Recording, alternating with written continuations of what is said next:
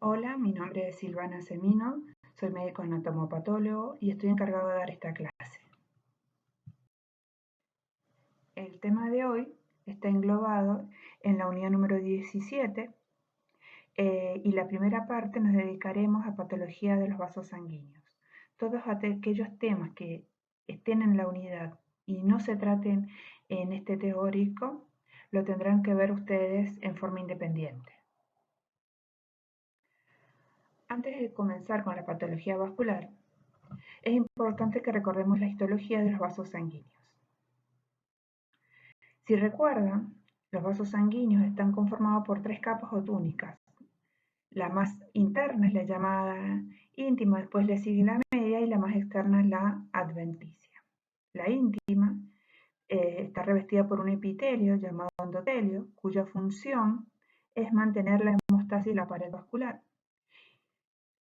También mantener la barrera de permeabilidad, elaborar mediadores protrombóticos, antitrombóticos, fibrinolíticos, producir matriz extracelular, modular el flujo sanguíneo y el tono vasomotor, regular la inflamación y el crecimiento celular. A nivel de la capa media, que la capa media es la que puede cambiar según el vaso sanguíneo de que estemos hablando. Por ejemplo, en los vasos sanguíneos de gran calibre, como es la aorta, la túnica media presenta mayor cantidad de fibras elásticas, en cambio, las arterias musculares presentan mayor cantidad de fibras musculares.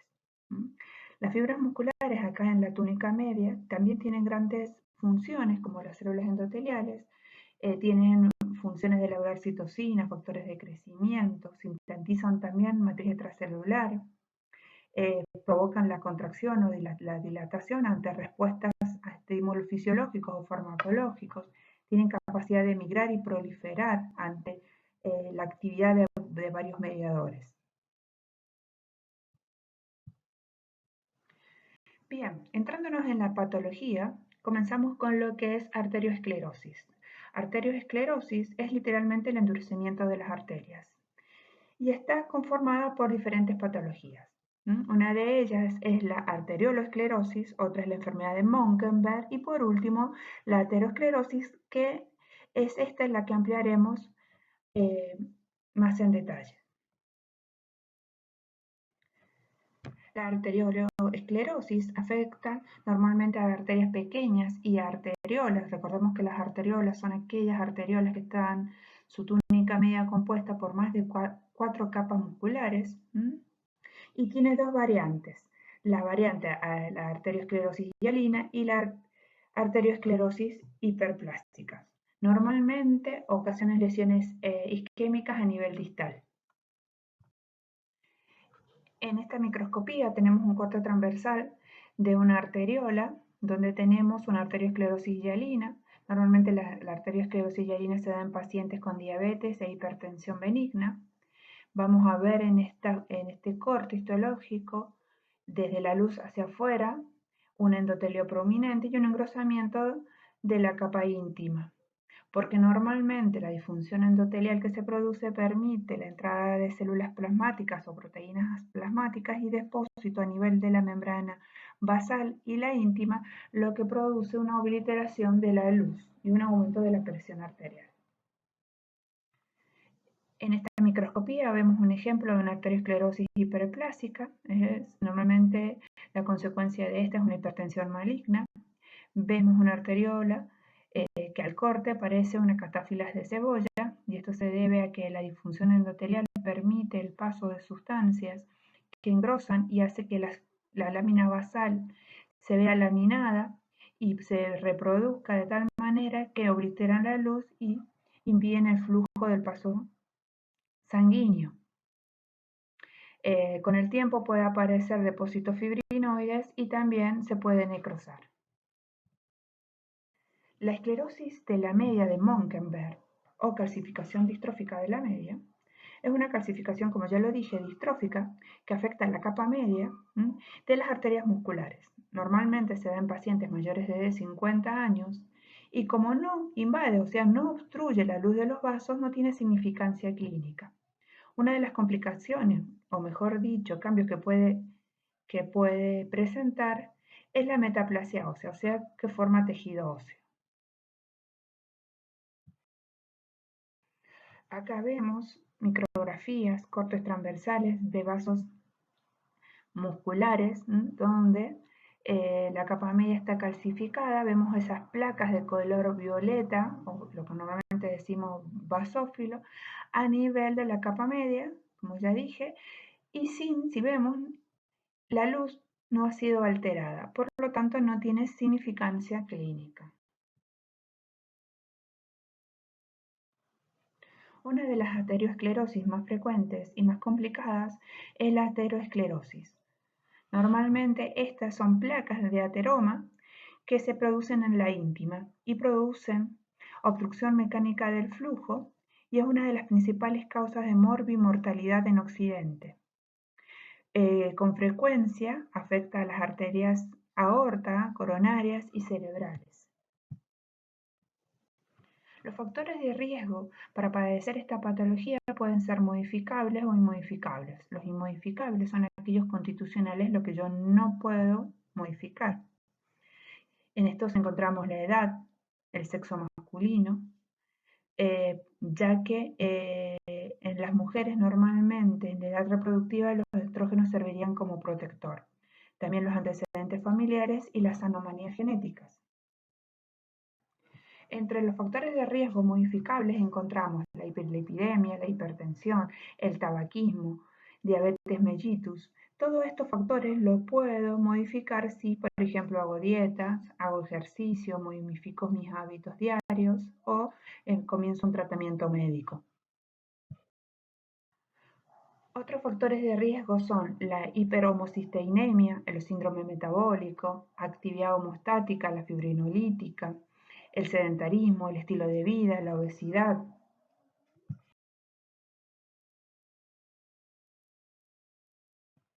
Bien, ¿cómo se inicia esta patología o cuál es su patogenia? Todo se inicia con una lesión endotelial que conlleva una acumulación de lipoproteínas, adhesión de monocitos, transformación en macrófagos, adhesión plaquetaria, liberación de mediadores químicos, proliferación celular y acumulación de lípidos. En esta imagen sacada del libro de Robbins podemos ver cómo se forma en forma secuencial la placa de ateroma. Comenzamos con un endotelio que presenta una lesión crónica por la hipertensión, el tabaco, por toxinas, etcétera, que produce una disfunción endotelial. Esta permite, o mejor dicho, aumenta la permeabilidad a sustancias y a la migración leucocitaria. Esta migración produce mediadores que activan a las células musculares que también comienzan a migrar. Se empieza a acumular lípidos, los macrófagos empiezan a fagocitarlos, las células musculares se activan y migran hacia la lesión y por último se forma la placa de ateroma. Esta imagen nos sirve para ver cómo está conformada una placa de ateroma. De adentro hacia afuera vemos cómo tenemos las células endoteliales, después tenemos una capa fibrosa constituida por tejido conectivo, plasmocitos, linfocitos. Esta cubierta fibrosa rodea parcialmente a un núcleo central constituido por lípidos, restos necróticos, macrófagos, llamados macrófagos espumosos, que contienen lípido en su interior. Por debajo o rodeando externamente a este núcleo de lípidos vamos a tener la capa muscular que está adelgazada y más externamente la túnica adventicia que también está adelgazada. Las principales localizaciones de los ateromas son la aorta abdominal, la arteria coronaria, la aorta torácica, las arterias carotidas internas y las arterias cerebrales. Antiguamente a las placas de ateroma se las clasificaba según su tipo. En tipo 1 inicial, donde hay macrófagos aislados y células espimosas, esto es más difícil de verlo y la mayoría de los pacientes la presentan. El tipo 2, estrías grasas, lípidos intracelulares. Esto se ha llevado a ver hasta en niños de 8 años, sin ningún significado clínico. El tipo 3, intermedia, que es el tipo 2, más lípidos extracelulares. el tipo 4 ateroma, que se llama el corlipídico, el tipo 5 fibroateroma. Acá tenemos no solamente el corlipídico, sino tenemos fibrosis, calcificación, y el tipo 6, que es la placa complicada. Tenemos defecto en la superficie donde se puede ver roto, ulcerado, puede haber hemorragia, hematoma, trombos. Esta es una fotografía de un fragmento de aorta abierto, donde lo único que podemos notar es la pérdida del color rosado blanquecino y tenemos una predominancia de color amarillento. Esta también es una foto macroscópica de una aorta abierta donde vemos unas estrellas glasas marcadas con las flechas, son acúmulos de lípidos intracelulares en forma longitudinal. En esta fotografía tenemos fragmentos de aorta abdominal con placas de ateroma tipo 4, donde presentan ulceraciones, calcificaciones. Normalmente la calcificación la podemos ver si la tocamos, en realidad la sentimos como si fuera una cáscara de huevo. En estas imágenes macroscópicas también de cortes de aorta, vemos en la íntima múltiples placas que están complicadas, ulceradas, algunas trombosadas. En esta microscopía vemos un corte longitudinal de una arteria muscular que presenta una placa de ateroma y vemos desde adentro hacia afuera, vemos una íntima que ha perdido o se ha esfoliado el endotelio. En la subíntima hemorragia vemos la placa de ateroma constituida por un centro lipídico, que es esa área rosada homogénea, con múltiples, si lo vemos, esas estrellas blanquecinas son imágenes negativas de cristales de colesterol. Por debajo del ateroma también vemos fibrosis y una capa media que está adelgazada, al igual que la adventicia. En esta microscopía vemos un corte transversal de una arteria coronaria teñida con tricrómico de Mason, donde vemos la luz parcialmente obliterada y la pared aumentada en su espesor en forma simétrica. Vemos la placa de ateroma constituida por una cápsula fibrosa, la que está en color azul, un centro necrótico o con contenido lipídico y una capa muscular y adventicia reducida. Esta es otra micrografía de una arteria coronaria, corte transversal con una tinción de tricrómico, donde en la figura B se observa la membrana elástica externa adelgazada y que en sectores desaparece. En la figura C se ve en los bordes del ateroma proceso inflamatorio crónico, fibrosis, hasta células gigantes multinucleadas. ¿Cuáles son las complicaciones de la placa de ateroma? Una es la calcificación, la rotura, la fisura, la ulceración, la hemorragia, la trombosis sobreañadida a la rotura y las embolias. También una de las complicaciones son las dilataciones aneurismáticas. En esta fotografía vemos una arteria muscular cortada longitudinalmente, en cuya íntima vemos múltiples placas de ateroma, complicado con una ulceración, hemorragia y formación de trombo. En esta imagen vemos una fotografía macroscópica de un fragmento de aorta abierta en forma longitudinal, en cuya íntima vemos múltiples placas de ateroma con complicaciones como son la ulceración, trombos, hemorragia. Este sería un tipo 6 de la clasificación de los ateromas.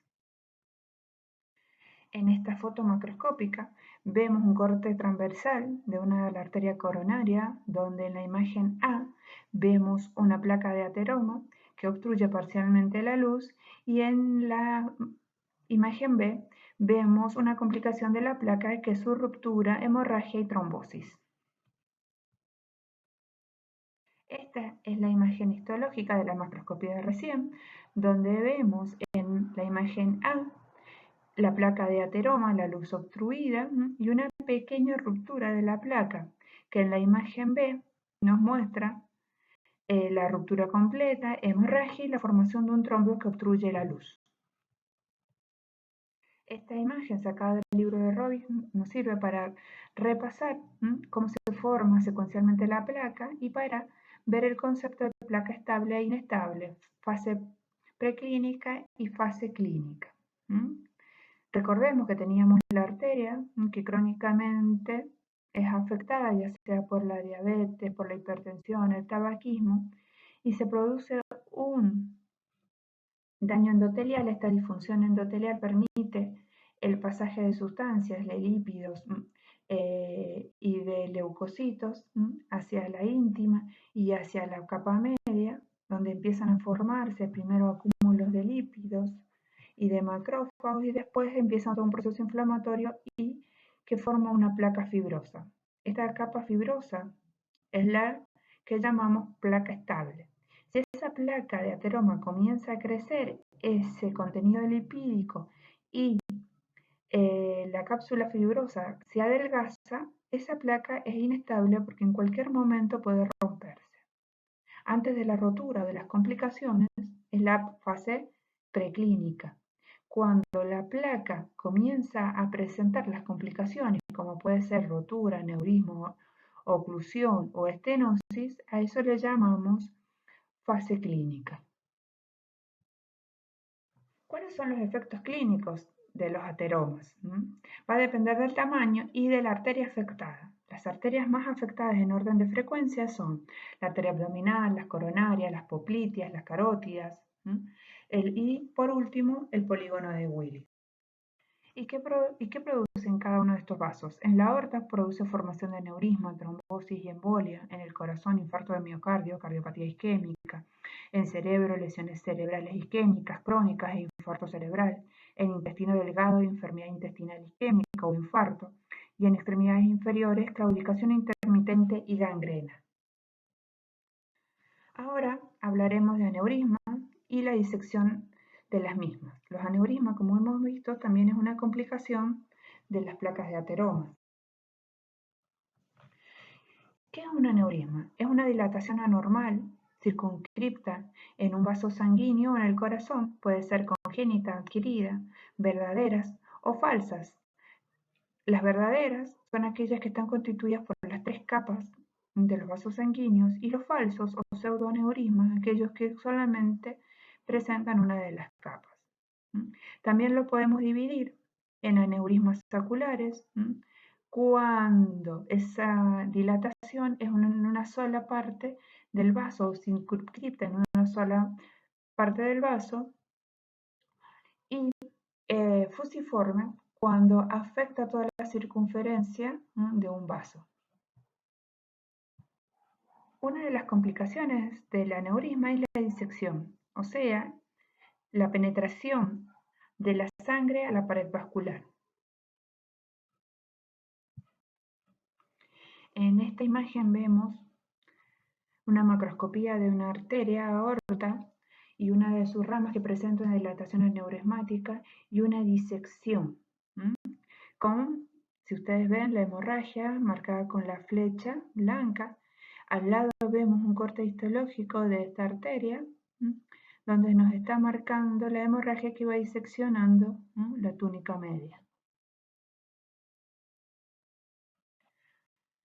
¿Por qué se producen los aneurismas? Normalmente los aneurismas se producen por una alteración morfológica o del funcionamiento del tejido conectivo de la pared vascular, por defectos hereditarios, por la presencia de una arteriosclerosis, la hipertensión arterial, por traumatismo, vasculitis, infecciones.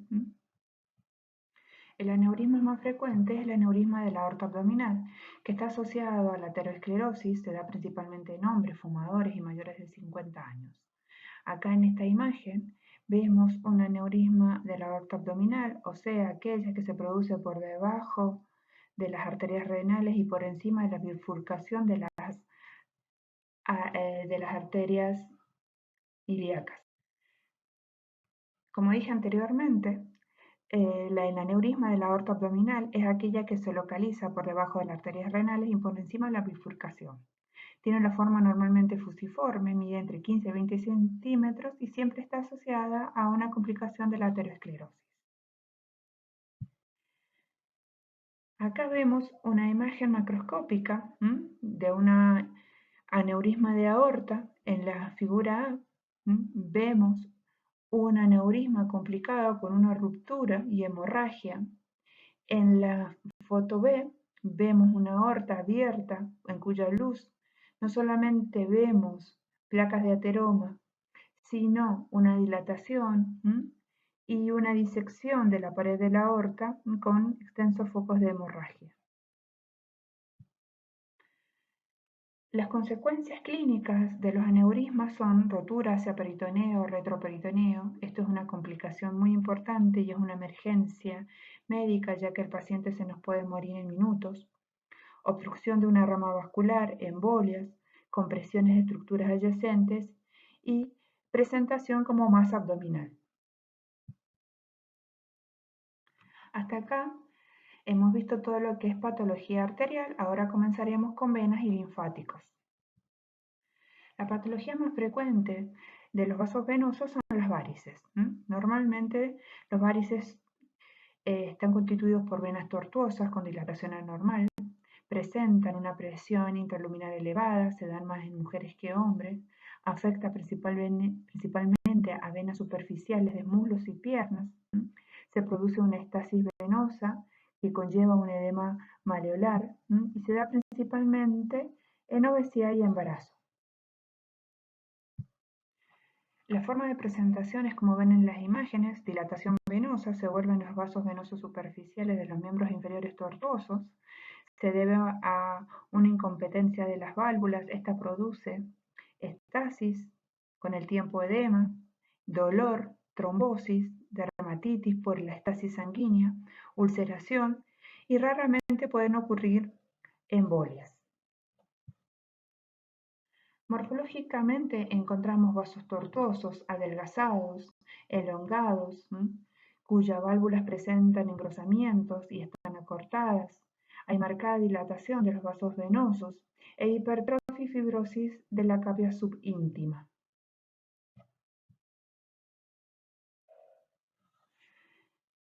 No solo hay varices a nivel de miembros inferiores, sino que también pueden haber varices esofágicas y hemorroidales. Las varices esofágicas están relacionadas con las cirrosis hepáticas, que producen una cascada de hipertensión en los vasos sanguíneos, comienzan en la portal, continúan el aumento de los flujos sanguíneos en las venas gastroesofágicas y terminan provocando un aumento de la presión de los vasos esofágicos con su posterior dilatación. Esto mismo ocurre en los vasos hemorroidales, en los plexos venosos, pero está relacionado normalmente a este nivel con la congestión vascular pélvica, los embarazos, estreñimientos crónicos, y normalmente estos se pueden trombosar e inflamar. Otra patología de los vasos venosos es la tromboflebitis. Este es un proceso inflamatorio que compromete las venas profundas de los miembros inferiores, que se desencadena en pacientes con insuficiencia cardíaca congestiva, en pacientes embarazadas, a pacientes obesos, a aquellos que padecen una neoplasias malignas como síndrome paraneoplásicos, aquellos que han sido inmovilizados o que están en reposo prolongados, en viajes largos, por ejemplo en avión, o posoperatorio. Por último, dentro de las patologías vasculares veremos el tromboembolismo pulmonar. El tromboembolismo pulmonar es una de las consecuencias de la trombosis venosa profunda. Ocluye el árbol arterial pulmonar y se da principalmente en pacientes internados o que tienen largo tiempo en reposo. Como dijimos anteriormente, la forma más frecuente de una embolia venosa es fatal, ocluye el árbol arterial pulmonar, pero por suerte es poco frecuente. En esta imagen vemos una foto macroscópica de una arteria cortada longitudinalmente, cuya luz ha sido ocupada completamente por un coágulo. En esta imagen vemos una foto de un fragmento pulmonar cuyo vaso está ocluido completamente por un coágulo. ¿Y cuáles son las consecuencias de un tromboembolismo pulmonar?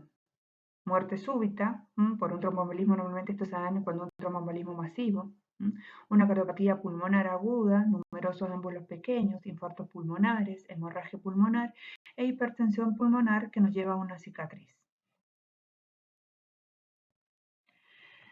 Bien, hemos llegado al fin. Le agradezco por su atención. Cualquier duda o consulta, realizarlas a mi correo electrónico. Muchas gracias.